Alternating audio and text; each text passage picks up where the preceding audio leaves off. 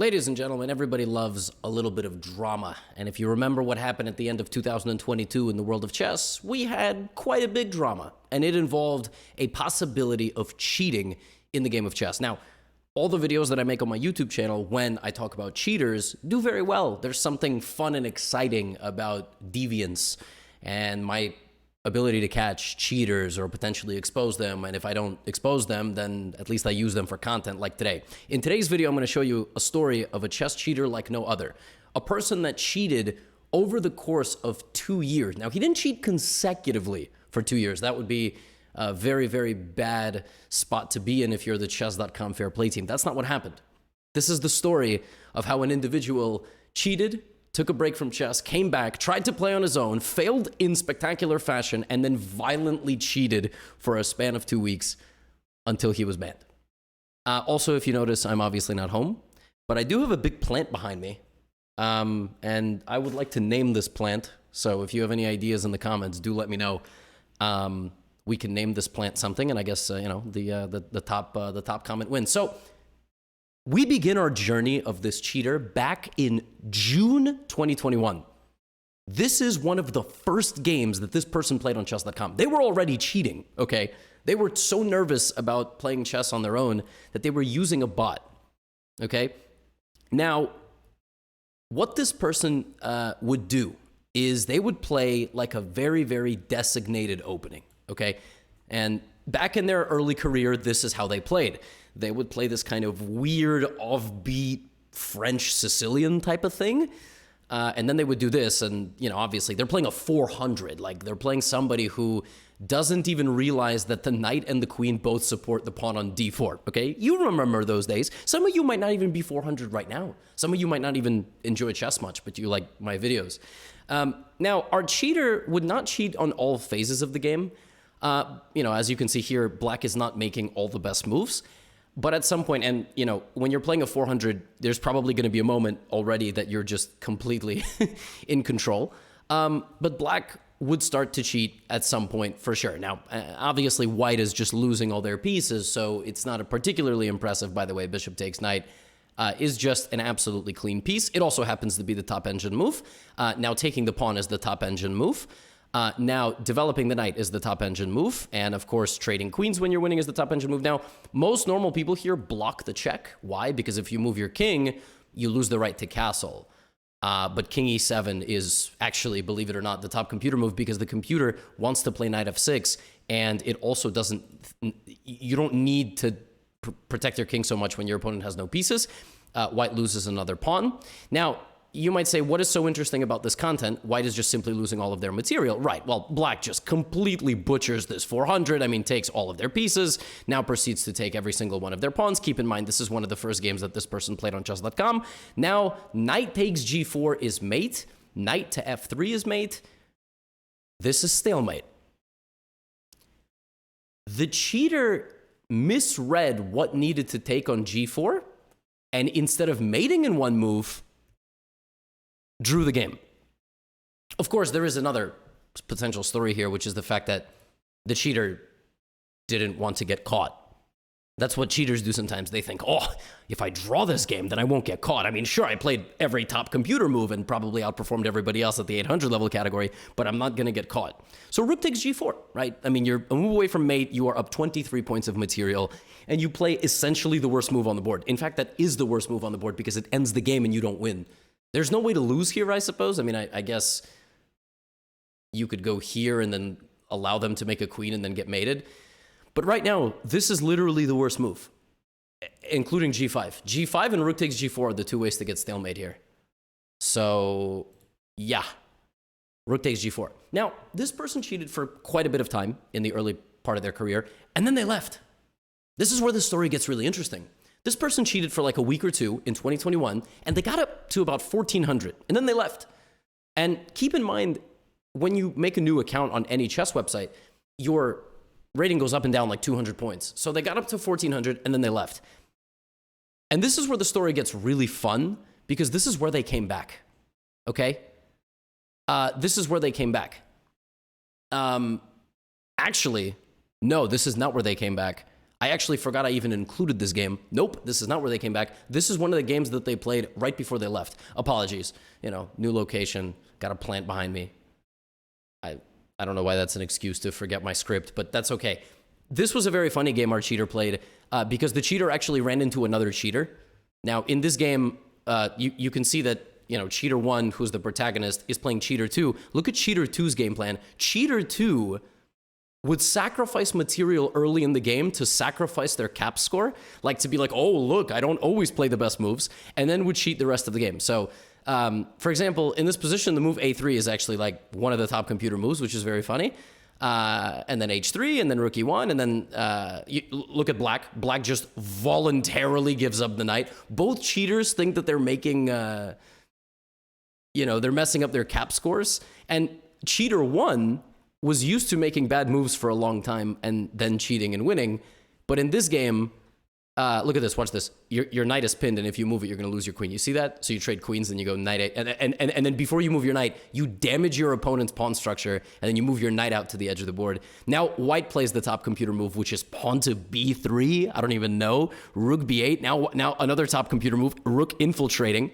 Bishop to G7, now another top computer move, A4, rook C8, H4, just improving the position. And then cheater number 2 actually trapped the rook with B5. And cheater 1 was like, what? Took the bishop and just resigned. So, this is a very fascinating story of a cheater who's cheating, then proceeds to play a cheater and is like, what is going on? Why am I not winning despite sacrificing all my zero? Resigns, leaves for 2 years, and comes back and tries to play on his own at the rating of 1400. Now, the 3 games that you are about to see are a person who cheated, then came back to chess. Like, when I was uncovering this information, I was aghast at how much content there was here. This person came back to chess after 2 years, tried to play on their own, and got slaughtered. Like, lost every game that they played. And as always, I don't make fun of people for losing. I make fun of people who are cheating and then try to play on their own. It's very different. It's like, you know, if an athlete gets caught taking, like, I'm a UFC fan, right? So UFC fans, mixed martial arts fans, that they know people pre-USADA, post-USADA, like Johnny Hendricks, the guy who, in many people's eyes, beat George St. Pierre before George St. Pierre retired. Like, there was a period of time there was no performance-enhancing drug tests, and then after there were, and there was people whose careers, well, it's, you know, were affected drastically. Well, this is kind of the same thing here, all right? Now, here are 3 games of our cheater trying to play on their own after stepping away for a while. F4, E5, F takes E5, F6. So far, so good, right? Bishop B4. Okay, black is playing some weird stuff, some 1500 blitz game. Okay, white just hangs a pawn. Just a clean pawn hang. Okay, bishop C4 check, king H8. I love how the feedback is on for this. All right, white just loses the pawn. All right, then plays D4. Black plays queen F6 and is apparently now much worse. White plays knight E5, which is a good move. I actually think white cheated for these 2 moves, if I'm being honest, knight E5 and C3, which were the computer stop choice. Now we have knight F7. Now, knight F7 looks really appealing. It looks appealing to most intermediate players because it actually forces rook takes, because if black plays king G8, there is knight D6, which is a discovered attack from the bishop. So rook F7, and now we have bishop takes H2, which is obviously a mistake. You should probably go hunting with the queen. White plays king F1. And now our cheater, trying to play on their own, plays the move rook F8 check, which they thought was mate, and that just loses a rook. Then they proceed to hang their bishop, and then they not only fail to develop the knight into a knight, that's also a fork of king and queen. Our cheater playing games on their own lost a rook, a bishop, a knight, and a queen. A rook, a bishop, a knight, and a queen. 20 points of material were lost in the span of 5 turns. That is unbelievably impressive. I mean, that's really impressive. A 1470 doing that? Wow. It gets better. I also noticed that our cheater had a game plan that they like to implement in every single game, which was putting the bishop on the diagonal and then playing queen b6. This was so fascinating to see because we got to see into the brain of a cheater when they only play on their own. And this is what this person did every single game. They would bring their queen out attacking this and have their bishop here as well. And it was surprisingly effective. The problem is, even though they had this really genius opening that could like defeat, 14 and 1500s, after they landed this trick, they lost every game. So white accidentally blunders the pawn on b2. Okay, that's a problem. And then played bishop back. The problem is, this was literally where the cheater's ability of chess completely stopped on their own. Like, they could only play queen b6, queen b2, and they were doing this in basically every game. I mean, he was playing queen b6 and then taking the pawn. Now he would develop. White would try to trap the queen, and then, for some reason, the queen would go all the way back. And white maintains an advantage despite being a pawn down because of so much activity. e5 is a great move. Now, the cheater just moved the knight multiple times, right? So white's move queen c1. Very clearly making a battery pointing at that knight that you have just moved 2 times. And obviously, you're in serious trouble here because this is your only safe move, and then white can play g4. It's a problem. Or you could just lose the knight. I had such a blast. I mean, you just moved your knight twice, right? The guy goes here. Andrei goes queen c1, very clearly lining up a cannon this way. And you just have no idea. You just don't even, f6. You just bust it up here. And then you push pawns in front of your king, and white just obliterates the king's position. This was so satisfying. Andrei trading the rooks. You shouldn't trade rooks if you're going to give up an open file like this. And this is just game over. I mean, there's a multitude of ways to win. Black can probably defend by trading the queens. But then, I don't even know. I mean, rook e7 looks really good. I have no idea what the best move is here for black. The best move might be like hanging your bishop and then try. Honestly, I don't know. I don't know why it's only minus 2.7. Because I think if queen d8, there's rook e7. Okay, queen d8 apparently is the right move. Rook e7. Oh, there might be a miracle defense here. Rook f7. Wow, look at that. And then there's a pin. Wow, that's crazy. I don't even know what the best move is here for white. This is nuts. Rook e5 to defend the that's crazy. That's all right. See, this is how a human thinks in chess. This is how like a yeah, our protagonist here just got pulled apart. I mean, just broken. One more fun game for you that they played completely on their own in their comeback to chess. Remember I told you about this game plan that they liked? What is this guy doing? What even is this? The guy just lost. So instant replay last game. The guy got hit with this, right? The cheater was playing black, got hit with this, and did it. took this and tried to use it themselves. Oh my god! But there's nothing there. There's no knight. So what are they doing? Now they're trying to play, bishop out. Opponent moves the rook. All right. At least they got a decent opening position. Now, what happens when you leave a beginner on their own in the middle game? They drown. Knight e2, knight g5. Just, everything is well protected. Stop taking these random knight journeys out that don't even do anything. Of course, just h6 is coming, right? Just h6. Now the knight has to come back. Now black takes a free pawn. And white plays bishop h6. Now, to his credit, he actually did learn from the last game, which is really interesting. It's interesting to see human brain development, right? Queen c1, bishop d2, bishop h6. And the exact same thing here, queen c1, bishop d2. And he's like, oh, wow, that last time it worked. So, it's going to work for me here. Black plays d5, take. Yeah, so again, this person, we just watched them learn from the previous individual. What they obviously did not learn was control of squares. And here we have knight g5. So it's not the first mistake in chess that kills you, right? Knight g5, losing a knight. Losing the queen. And after this, our cheater made a chess.com account in 2021, cheated for a little while, didn't get caught, logged off, didn't log in for 2 years, logged back in, tried to play 5 or 6 games on their own, lost every game. I mean, honestly, if you combine their average accuracy in those games. It was probably like 6 games combined was probably less than 100. And then they started cheating again. And this person cheated basically from that last moment. So late April 2023 until like April 30th, April 29th. I don't remember when the last game was played.